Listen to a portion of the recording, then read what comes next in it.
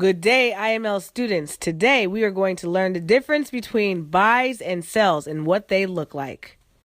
Before we get started, here's a little bit about myself. My name is Adeze Duncan, representing iMarkets Live. Some of you may know me from Forex 101 on IML TV. Also, I was an educator for 10 years, and now I'm here educating you on the facts and methods of Forex. In order to get started on this journey, you need to remember one thing and one thing only. I am a student. Always. This is very important for you to remember and to remind yourself of often. You will hear me use this phrase frequently as a reminder that you are a student that is learning a skill that will pay you for the rest of your life. Make sure that you take your time and learn what you need to learn. Pace yourself. Do not compare yourself to anyone else's progress. Always keep a winning mind frame and you will do very well in this industry. Upon finishing this video, you should have a very good understanding of the following questions. Read through them quietly to yourself. As you are taking notes, make sure to pause this video in order to answer these questions. Before we go into the lesson, I want to actually talk about some very relevant vocabulary. So please make sure you take some good notes on these vocabulary words. The relevant vocabulary for this training is going to be buy, sell, bulls, bears, long, short. Those are going to be the vocabulary words that we are going to talk about. I have them all on the same page. Why? Because it's really not that many that you need to know. It's not that many concepts. For instance, buy. A buy means you're expecting the currency's value to rise. So you would want to place a buy. That's the type of order you would want to place. And then sell means you are expecting the value of the currency to go down. So then the type of order you would want to place is a sell. Now, you will also see buys referred to as longs. So if I was to say go long, that means place a buy. If I said, hey, go short, that means place a short. Or you might hear people say, I'm short on Euro USD. I'm going long on, the New Zealand dollar. So if I'm going long that means I want to place a buy order. If I'm going short, I want to place a sell order. Something else to pay attention to. You see the picture, the bulls versus the bears. Bulls are all buy orders.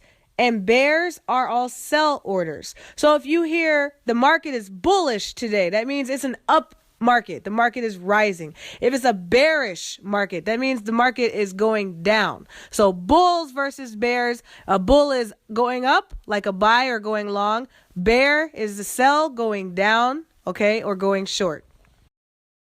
It's important to know what is actually happening when you place an order.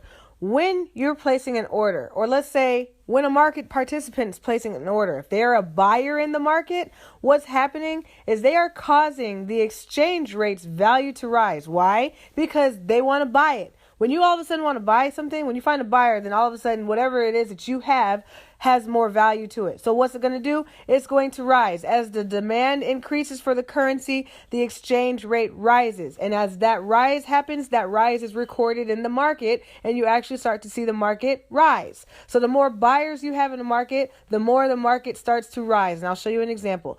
On the flip side, you've got sellers. When you have sellers, they cause the exchange rates to fall. Why? Because they're flooding the market with a supply. And when you have a high supply, there's a low demand for it. So as the demand of that currency falls, then so does the value of that currency. So as people sell plenty of orders, then they're actually causing the value of that currency to go down, and the market is recording that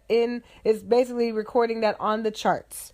We've gone over the vocabulary as far as what buys, also known as longs, look like. So let's go ahead and see what they look like actually in real life on the charts, okay? So as you see here, I have these highlighted. So these regions here are, buy areas. This is an area where you would have wanted to place a buy. It's an example. I mean, this is not a perfect example, but you can see that the market was at a low and then it moved up very quickly. Same here. This is really more of kind of consolidation, but you see is what was at a low and it moved up quickly. Here's another good example. It was at a low, moved up. This was at a low, it moved up. So this is what a buy looks like in the market. This right here is a very big movement to the upside, followed by a huge, humongous up trend. or movement to the upside. So this would have been a good time to get in for a buy. Now, as you see, I mean down here, but as you see, the market actually does little ping pongs back and forth. So there were lots of miniature buys inside of this. So that would have been a buy. This would have been a buy. That would have been a buy. You get it. So now you know what a buy looks like. As far as sells go, also called shorts. Remember, sells are when the market moves down. So it was at a high point and it moved down. So this is another one as an example. Here's another good one as an example. Look at that. This is a good one from this low to that, or excuse me, that high to that low. All right. By the way, these are called swing highs. This is called swing lows. Swing high, swing low. Swing high, down there would be a swing low.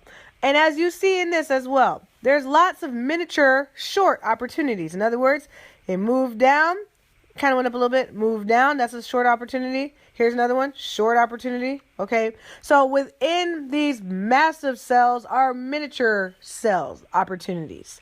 All right. So if you wanted to hold it for a long time, you could. Otherwise, you could get like some quick little pops out of each one of these moves. So here's what it looks like actually on the charts. Again, remember when I talked to you about why buys happen, why sells happen?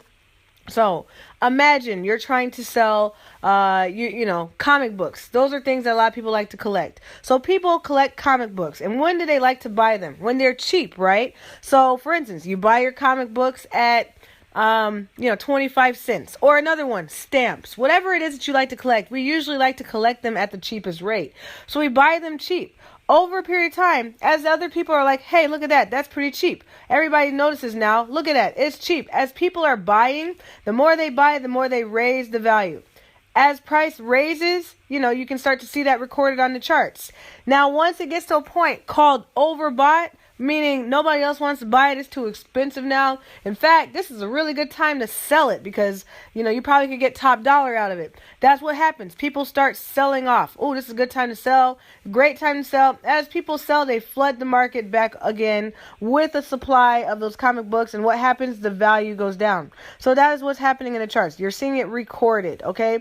Now, if you look at it from the currency standpoint, as more corporations and more institutions, market participants are buying up currencies, the value raises. When they do a massive sell-off, the value decreases because there's no longer a high demand for it. You heard me use the phrase overbought and oversold. When I say overbought, what I'm saying is that the market has reached its limits of people who are willing to place buys, and now no one wants to buy anymore. As we would say in a real estate market, the inventory is low. So now is the best time to be placing your sells in an overbought market. In an oversold market, the opposite is true. When you're in an oversold market, that means there's so many people that sold, they flooded the market, and now it's the best time to start placing your buys. Why? Because the value is now cheap enough for you to want to buy. So in an oversold market, you want to place your buys. In an overbought market, you want to place your sells. There is, however, an exception to the rule. Occasionally, when the market is in a very strong uptrend, then it can become overbought for an extended period of time. So you do not want to go against the trend. Same with a downtrend. When you have a very strong downtrend, the market can go into an oversold type situation. So the saying that they all say is the trend is your friend. You do not want to go against the trend. Thank you guys for listening to this. Hopefully this was very helpful to you. Please, if you want some good interaction and whatnot, please come visit me on IML TV. Forex 101 is what I teach. My name is Adeze Duncan. I am your IML Forex trainer. By now, you should have a good understanding of the following questions. Read them quietly to yourself, answer them, and when you are finished, go on to the next video in Forex Foundation 1 series. My name is Adeze Duncan, and remember, I am a student always.